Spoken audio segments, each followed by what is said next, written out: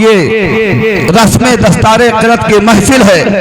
آقا نعمت دریائے رحمت صلی اللہ تعالی علیہ وسلم علم کے تعلق سے ارشاد فرماتے ہیں، مدنی تاجدار صلی اللہ تعالی وسلم نے فرمایا ہے، ابھی کچھ لمحات پہلے ایک صاحب نے بیان کیا کہ نبی کونین تاجدار مدینہ صلی اللہ تعالی وسلم نے فرمایا ہے، میں علم کا شہر ہوں، علی اس کے دروازہ ہیں۔ آقا نعمت کی پوری حدیث آقا مدینہ صلی اللہ تعالی علیہ وسلم ارشاد فرماتے ہیں، انا مدینۃ العلم ابو بکر اساسها عمر حیطانها عثمان سقفها علی بابها۔ نبی کونین تاجدار مدینہ سور قلب و سینہ صلی اللہ تعالی علیہ وسلم ارشاد فرماتے ہیں، میں علم کا شہر ہوں، ابو بکر صدیق علم کی بنیاد ہے، عمر فاروق اعظم علم کے دیوار ہیں، عثمان غنی علم کے چھت ہے، علی علم کے دروازہ ہیں۔ یہ پوری حدیث نبی کونین نے فرمائی ہے۔ آقا مدینہ سور قلب و سینہ علیہ تحیت و ثنا صلی اللہ تعالی وسلم کے مقدس دیوانوں، مصطفیٰ جان رحمت کے چاہنے والوں، آقا نعمت صلی اللہ تعالی وسلم کے مقدس صحابی ہیں جن کا نام ابو دردہ رضی اللہ تعالیٰ عنہ ہے۔ ابو دردہ صحابی رسول ہیں۔ حضرت کثیر بن قیس رضی اللہ تعالیٰ عنہ ارشاد فرماتے ہیں، دمشق کی مسجد میں ہم ابو دردہ صحابی کے پاس میں بیٹھے ہوئے تھے، ایک آنے والا شخص آیا، آنے کے بعد کہا، اے ابو دردہ رضی اللہ تعالیٰ عنہ، میں نے سنا ہے ایک حدیث آپ کے پاس ایسی ہے تو آپ بیان کرتے ہیں۔ ابو دردہ صحابی رضی اللہ تعالیٰ عنہ نے ارشاد فرمایا، ہاں میں بیان کرتا ہوں۔ کہا فقط اسی حدیث کو سننے کے لیے، اس علم کو حاصل کرنے کے لیے، اس حدیث کی روایت کو جاننے کے لیے میں آپ کی بارگاہ میں دمشق آیا ہوں، ورنہ دمشق میں آنے کے لیے کوئی معاملہ نہیں تھا، کوئی اور غرض نہیں ہے، صرف علم دین مصطفیٰ حاصل کرنے کی غرض سے آپ کی بارگاہ میں حاضر ہوا ہوں۔ نبی کونین صلی اللہ تعالی وسلم کے پیارے صحابی حضرت ابو دردہ رضی اللہ تعالی عنہ ارشاد فرماتے ہیں کہ نبی کونین صلی اللہ تعالی وسلم نے ارشاد فرمایا ہے کہ جو بھی علم دین مصطفیٰ حاصل کرنے کے لیے کسی مقام کا سفر کرتا ہے، گویا جنت کے راستوں میں سے ایک راستہ طے کرتا ہے۔ اور نبی کونین کے پیارے صحابی حضرت ابو دردہ رضی اللہ تعالی عنہ ارشاد فرماتے ہیں کہ نبی کونین کے علم دین مصطفیٰ حاصل کرنے والے لوگ، قاری قرآن، قرآن کی تعلیم حاصل کرنے والے لوگ، حفاظ قرآن، قرآن کو اپنے سینے میں بسانے والے لوگ جب نبی کونین کے علم دین مصطفیٰ کو حاصل کرنے کے لیے اپنے گھر سے سفر شروع کرتے ہیں مدرسے میں جانے کے لیے، تو خشکی پر چیونٹیاں اور سمندروں میں مچھلیاں ایسے طالب علم کے لیے دعائیں کیا کرتی ہیں۔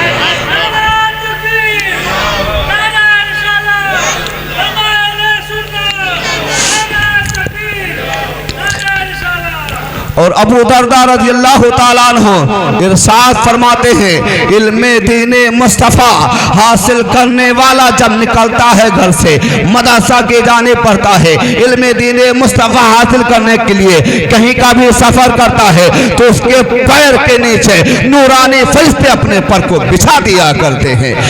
آقا مدینہ صلی اللہ تعالی وسلم کے پیارے صحابی کے اقوال ہیں، ان کی روایتیں ہیں۔ آقا مدینہ صلی اللہ تعالی وسلم کے عاشقوں نے، علماء کی جماعت نے جب قرآن کے علم کو پھیلانا شروع کیا ہے، حفاظ قرآن نے اپنے سینے میں قرآن کا علم بسانا شروع کیا ہے۔ ایسا دور بھی آیا تھا، کچھ لوگوں نے آواز لگائی تھی، قرآن فساد پھیلانے والی کتاب ہے، اتنی آیتیں نکال دی جائے، قرآن جہاد یاد دلاتی ہے، 24 آیتیں نکال دی جائے، اتنی آیتیں نکال دی جائے۔ تو ہمارے قوم کے علماء کرام نے کہا تھا، تم اپنے کتابوں کو لاؤ، اپنے لائبریریوں سے، اپنے کالجوں سے اپنے کتاب کو لاؤ، میں اپنے قرآن کو لاتا ہوں، تم اپنے کتاب کو سمندر کے حوالے کر دو اور میں اپنے قرآن کو سمندر کے حوالے کر دیتا ہوں، اس کے بعد تم اپنے کتاب کو پکارو، میں اپنے قرآن کو پکارتا ہوں، اور جو کتاب دنیا میں دوبارہ ظاہر ہو جائے اسی کا قانون پورے بھارت میں نافذ کر دیا جائے۔ تو ہمارے حفاظ قرآن جو تھے، جو اپنے سینوں میں قرآن کا علم بسائے ہوئے تھے، اپنے سینوں کو لے کر حاضر ہوئے تھے، ارشاد فرمایا تھا، ان لوگوں کی آواز بلند ہوئی تھی، یہ فرمان مصطفیٰ کبھی ٹالا نہ جائے گا، ان کا غلام نار میں ڈالا نہ جائے گا، اور جب تک رہے گا ایک مسلمان ہند میں، قرآن کو بھارت سے نکالا نہ جائے گا۔ نعرہ تکبیر، نعرہ رسالت، مسلک اعلی حضرت، جشن دستار بندی، نعرہ تکبیر، نعرہ رسالت، سبحان اللہ۔ مدنی تاجدار دونوں عالم کے مالک و مختار حبیب پروردگار صلی اللہ تعالی وسلم کے ایسے ایسے عاشق گزرے ہیں جنہوں نے ہر مرحلے پر کھڑے ہو کر کے اپنے سینے کو پیش کیا ہے۔ اگر کفار نے حملہ کیا ہے دین مصطفیٰ پر تو بڑے بڑے صحابہ کام آئے ہیں، اگر حملہ آور ہوئے علم دین مصطفیٰ پر حفاظ قرآن نے اپنے سینوں کو پیش کیا ہے۔ قرآن کے قاریوں نے کھڑے ہو کر کے اعلان کیا ہے، علماء دین نے اعلان کیا تھا کہ نبی کونین کے چاہنے والوں سنو، علم نور ہے، علم اجالا ہے، اور اجالا دینے والا علم قرآن ہے، علم دین مصطفیٰ ہے، قرآن کی تعلیم حاصل کرو۔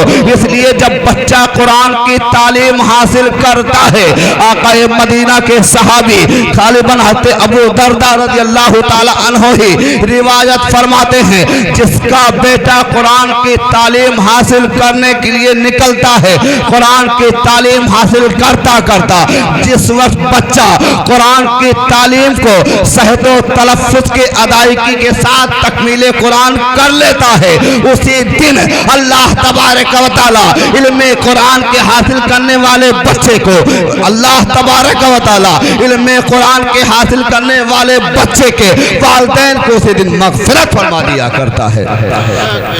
یہ فضیلت کسی اور علم کو حاصل نہیں ہے، یہ فضیلت، یہ شان و مرتبہ کسی علم کو نہیں حاصل ہے، صرف قرآن کو یہ علم فضیلت حاصل ہے، علم دین مصطفیٰ کو یہ فضیلت حاصل ہے۔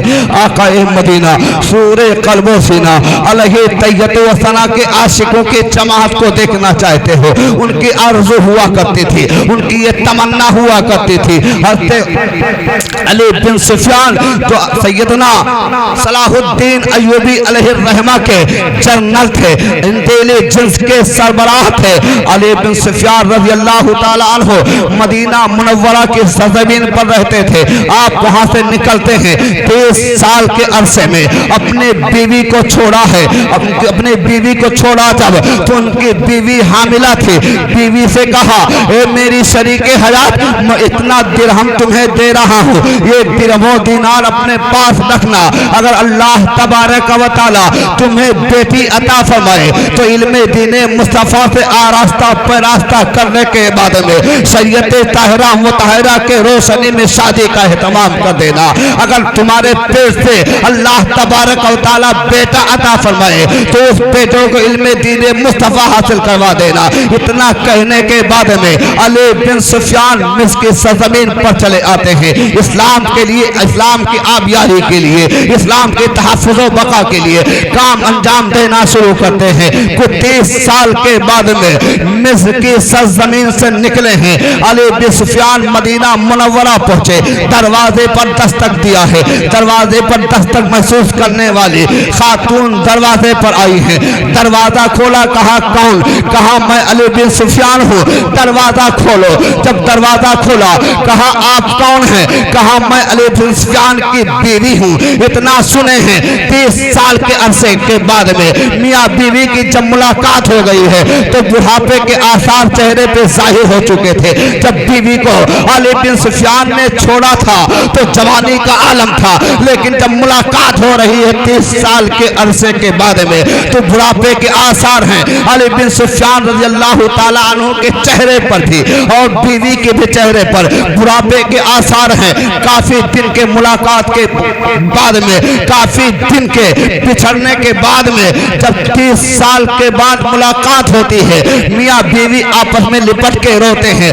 جب کچھ راحت محسوس ہوتی ہے تو علی بن سفیان نے کہا تھا اے میری شریک حیات یہ بتاؤ اللہ تبارک و تعالیٰ نے تمہیں عطا کیا ہے؟ تو شریک حیات نے کہا, علی بن سفیان کی بیوی نے کہا اللہ تبارک و تعالیٰ نے مجھے ایک بیٹا عطا فرمایا ہے. کہا پھر بیٹا وہ کہاں ہے؟ کہا تم اپنے بیٹے کو دیکھنا چاہتے ہو؟ علی بن سفیان نے کہا ہاں میں اپنے بیٹے کو دیکھنا چاہتا ہوں. کہا چلے جاؤ مسجد نبوی شریف میں, آپ کا بیٹا اس وقت بہت بڑا عالم ہے. اس وقت مدینہ منورہ کے سرزمین پر 7 محدث ہیں اور ان 7 محدثوں میں سب سے بڑے محدث کا نام عبد الرحمن ہے اور جس کا نام عبد الرحمن ہے اے علی بن سفیان وہی آپ کا بیٹا ہے. سبحان اللہ. اتنا سننے کے بعد میں علی بن سفیان رضی اللہ تعالی عنہ سرکار کی پاکیزہ بارگاہ میں حاضری دیتے ہیں. حاضری دینے کے بعد میں آنکھوں سے اشک جاری ہیں, سلام و کلام کا نذرانہ پیش کرتے ہیں.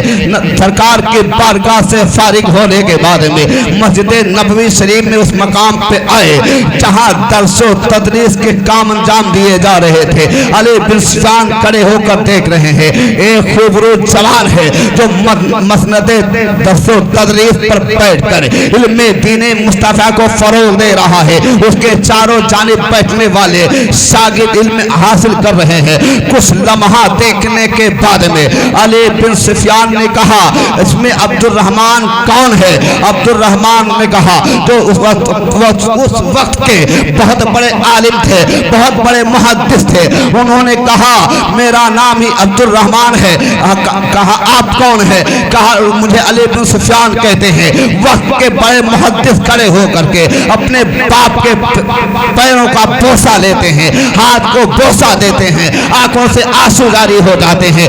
پہلی ملاقات ہے جب کچھ راحت محسوس کرتے ہیں. علی بن سفیان نے اپنے بیٹے وقت کے سفر محدث کو عبد الرحمن بیٹے کو ہاتھ کو پکڑا, بارگاہ مصطفیٰ میں حاضر ہوئے, آقا کی بارگاہ میں سلام و کلام کا نذرانہ پیش کرتے ہیں.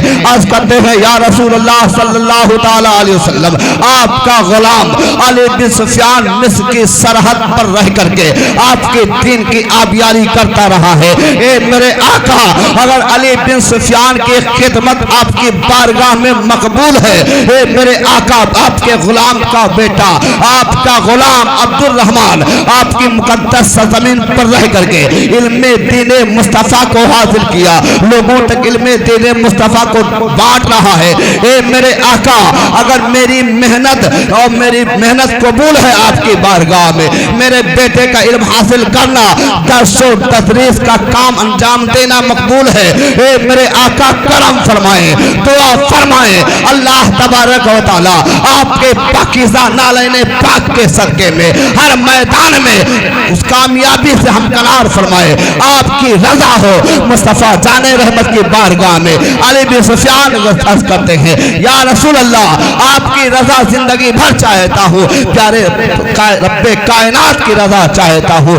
علی بن سفیان رضی اللہ تعالیٰ عنہ ہیں. پہلے کے مسلمانوں کی خواہشات کیسے ہوا کرتے تھے, ان کی آرزویں کیسے ہوا کرتی تھی, قرآن کو علم دین مصطفیٰ کو کس نظریے سے دیکھا کرتے تھے. مصطفیٰ جان رحمت صلی اللہ تعالی وسلم کے پیارے عاشقوں کی جماعت سے جب پوچھا گیا ہے, صحابہ کے جھنڈ میں بیٹھ کر کے ان سے جب سوال کیا گیا ہے اے اصحاب مصطفیٰ یہ بتاؤ جب تمہیں کوئی پریشانی حاصل ہوتی ہے, کسی غم میں دو چار ہوتے ہو, کسی مصیبت کا سامنا کرتے ہو, اس کو کیسے بدلتے ہو, اس کا سامنا کیسے کرتے ہو, وہ تمہارے اندر کیسے ہیجانی کیفیت پیدا کرتا ہے. تو صحابہ کرام نے کہا ہمیں جب کوئی پریشانی لاحق ہوتی ہے, ہم کسی مصیبت میں پھنس جاتے ہیں تو ادھر ادھر جانے کے بجائے, گارڈن میں جانے کے بجائے اپنے پاکیزہ محبوب کی پاکیزہ بارگاہ میں جاتا ہوں اور سرکار کائنات کی پاکیزہ بارگاہ میں پہنچتا ہوں, رکے پاک مصطفیٰ کو دیکھ لیتا ہوں, سکون مل جاتا ہے. عاشق خیر الورا, نائب غوث الورا حضور سیدی امام احمد رضا خان فاضل بریلوی رضی اللہ تعالیٰ عنہ ارشاد فرماتے ہیں, گویا صحابہ کرام کے بعد کی عکاسی کرتے ہوئے فرماتے ہیں, وہی رب ہے جس نے تجھ کو ہمتن کرم بنایا, ہمیں بھیک مانگنے کو تیرا آستا بتایا, تیرا آستا بتایا. وہ نبی کونین صلی اللہ تعالی وسلم کے پاکیزہ صحابہ کرام ہیں, ہر میدان میں ان کی مثال کوئی پیش نہیں کر سکتا ہے. نبی کونین کے متوالوں کی جماعت کو دیکھنا چاہتے ہو, آقا مدینہ صلی اللہ تعالی وسلم کے ایسے ایسے عاشق گزرے ہیں کہ نبی کونین کی پاکیزہ بارگاہ کے تربیت یافتہ صحابہ ہوں, ہر میدان کے سپہ سالار ہیں, ہر میدان کے غازی نمودار ہوتے ہیں. حضرت خالد ابن ولید جن کو سیف اللہ کا خطاب میرے مصطفیٰ نے دیا ہے, وہ خالد ابن ولید رضی اللہ تعالیٰ عنہ ہیں. ایک قلعے پر پہنچے ہیں, ایک قلعے پر پہنچنے کے بعد میں سوچا وہاں پر قبضہ کیا جائے. وہاں کے 7 بڑے پادری تھے, پادری آنے کے بعد میں آئے, کہنے لگے آپ کا سپہ سالار کون ہے, آپ کا کمانڈر کون ہے؟ سو صحابہ کرام نے کہا تھا ہمارے کمانڈر کا نام, ہمارے سپہ سالار کا نام خالد ابن ولید ہے. کہا وہ کہاں پہ ہے؟ بتایا گیا خالد ابن ولید ہمارے سپہ سالار وہاں پہ کھڑے ہیں. 7 پادری پہنچے خالد ابن ولید کی بارگاہ میں, کہا آپ امیر المومنین کے طرف سے سپہ سالار منتخب کیے گئے ہیں, آپ خالد ابن ولید ہیں. ارشاد فرمایا کہتے ہیں ہاں مجھے یہ لوگ خالد ابن ولید کہتے ہیں. کہا سنو, اگر قلعے کو فتح کرنا چاہتے ہو اتنا آسانی نہیں ہے جتنا تم سمجھتے ہو. ایک شرط پیش کرتا ہوں, اگر اس شرط پر عمل کر لیتے ہو تو بغیر لڑائی کے, بغیر تلوار چلائے ہوئے قلعہ تمہارے حوالے کر دوں گا. خالد ابن ولید رضی اللہ تعالیٰ عنہ نے آپس میں صحابہ سے مشورہ کیا, صحابہ نے متفرق اعتبار سے فیصلہ سنایا ہے. خالد ابن ولید رضی اللہ تعالیٰ عنہ نے ارشاد فرمایا سنو اپنا فیصلہ بتاؤ, شرط کیا ہے؟ پادریوں نے کہا ہمارا اس قلعے پر اتنا اثر ہے, اگر ہم حکم نافذ کر دیں, ہم آرڈر کر دیں تو یہاں کے جوان ہوں یا بوڑھے ہوں یا بچے ہوں اپنے سر پہ کفن باندھ کر نکلیں گے, جیت ہو یا ہار ہو کوئی بات نہیں ہے. خالد ابن ولید رضی اللہ تعالی عنہ نے اتنا سنا ہے, کہا شرط بتاؤ. ان لوگوں نے کہا سنو, فجر کی نماز کے بعد میں تم قلعے کے اندر اپنے گھوڑے کو داخل کر دو, اپنے پورے لشکریوں کو لے کر قلعہ پار کر جاؤ. اگر پورے لشکری کے ساتھ میں قلعہ پار کر جاتے ہو تو بغیر لڑائی کے تمہارے حوالے قلعے کی چابی کر دوں گا. اتنا سنتے ہیں خالد ابن ولید رضی اللہ تعالی عنہ جب صبح ہوتی ہے, صبح کی سفیدی نمودار ہوئی, خالد ابن ولید رضی اللہ تعالی عنہ اپنے گھوڑے کو قلعہ کے اندر داخل کرتے ہیں. آپ کی نگاہیں جب دونوں طرف پڑی ہیں, مڑ کر کے اپنے پاکیزہ مصطفیٰ کے غلاموں سے مخاطب ہوئے ہیں, اے نبی کونین کے پاکیزہ صحابہ, اے نبی کونین کے سیدائیوں سنو, آج تمہارے نگاہوں کے تقدس کا امتحان لیا جا رہا ہے. میرے آقا صلی اللہ تعالی وسلم نے ارشاد فرمایا ہے جب تم چلو تو نگاہوں کو نیچی کر کے چلو. اے میرے صحابہ میں نے دیکھ لیا ہے یہاں کے شہریوں نے, یہاں کے پادریوں نے دائیں راستے کے دائیں طرف حسین حسین لڑکیوں کو سجا کر کے کھڑا کر دیا ہے. روڈ کے بائیں جانب بھی حسین و جمیل لڑکیوں کو سجا کر کے کھڑا کر دیا ہے. اب تم نگاہوں کو نیچے کر لو, نہ کوئی داہنی جانب دیکھے گا نہ کوئی بائیں جانب دیکھے گا, اپنے نگاہوں کو نیچے کر کے چلے آؤ. پورے لشکری خالد خالد ابن ولید آگے ہیں، نگاہ کو نیچے کر کے چلے جا رہے ہیں۔ حضرت خالد ابن ولید کے ساتھی صحابہ کرام کے پیچھے پیچھے نگاہوں کو نیچے کر کے چلے جا رہے ہیں۔ گویا آواز آ رہی تھی، نہ مڑ کر کے بے درد قاتل نے دیکھا، نہ مڑ کر کے بے درد قاتل نے دیکھا، تڑپتے رہے نیم جا کیسے کیسے۔ ان کو یہ تمنا ہی نہیں تھی، وہ یہ سوچ نہیں سکتے تھے عرب کے مسلمان ادھر ادھر دیکھیں گے نہیں، لیکن تاریخ نے دیکھ لیا ہے، پورے لشکری پار کر جاتے ہیں۔ پادری ساتھوں آئے، قلعے کی چابی خالد ابن ولید کے ہاتھ میں دیا ہے، اے خالد ابن ولید میں نے مان لیا ہے، جب تم جیسے صحابہ کے نگاہوں کے تقدس کا عالم یہ ہے تو تم سے پہلے علی مرتضیٰ کی نگاہوں کے تقدس کا عالم کیا رہا ہوگا، عثمان غنی، عمر فاروق اعظم، صدیق اکبر کے نگاہوں کے تقدس کا عالم کیا رہا ہوگا۔ اور جب تمہارے صحابہ کرام کے، تم سے پہلے صحابہ کے نگاہوں کے تقدس کا کوئی دھیان، کوئی مثال پیش نہیں کر سکتا ہے، تو تم جس نبی کا کلمہ پڑھتے ہو وہ واقعی بے مثال نبی ہے۔ خالد ابن ولید اپنے ہاتھ بڑھاؤ، میں تمہارے ہاتھ پہ توبہ کرتا ہوں اور مذہب اسلام میں داخلہ لیتا ہوں۔ اتنا کہنے کے بعد میں کلمہ طیبہ لا الہ الا اللہ محمد رسول اللہ پڑھ کر کے دائرہ اسلام میں داخل ہو جائے۔ سبحان اللہ سبحان اللہ۔ آج ہم اپنے اندر جھانک کے دیکھیں، اپنا محاسبہ کریں کہ ہمارا کردار بھی کچھ اسی طرح ہے۔ کل پہلے کے مسلمان جو تھے ان کے ایمان اتنے مضبوط و مستحکم تھے، بڑے بڑے پہاڑ بھی سامنے آتے تو لرز جایا کرتے تھے۔ ان کے نعرے تکبیر کے صداؤں کو سننے کے بعد میں باطل قوموں میں زلزلہ پیدا ہو جایا کرتا تھا۔ لیکن آج ہم ہیں ہر بستی کی طرف جا رہے ہیں، ہر برائی کے ٹھیکیدار ہم قرار دیے جا رہے ہیں، اس لیے کہ ہمارا ایمان اگر صحابہ کرام کے ایمان کے ذرات کے برابر بھی ہو جائے تو ہم یہاں بھی کامیاب رہیں گے، اور مرنے کے بعد بھی شفاعت مصطفیٰ سے ہم مالا مال کر لیے۔ سبحان اللہ سبحان اللہ سبحان اللہ سبحان اللہ۔ آقا نعمت دریائے رحمت صلی اللہ تعالی وسلم کے پاکیزہ فرمان کو صحابہ کرام نے پیش کیا ہے۔ خیرکم من تعلم القرآن وعلمہ، تم میں بہتر، سب سے بہتر وہ ہے جو سیکھے قرآن اور سکھائے قرآن۔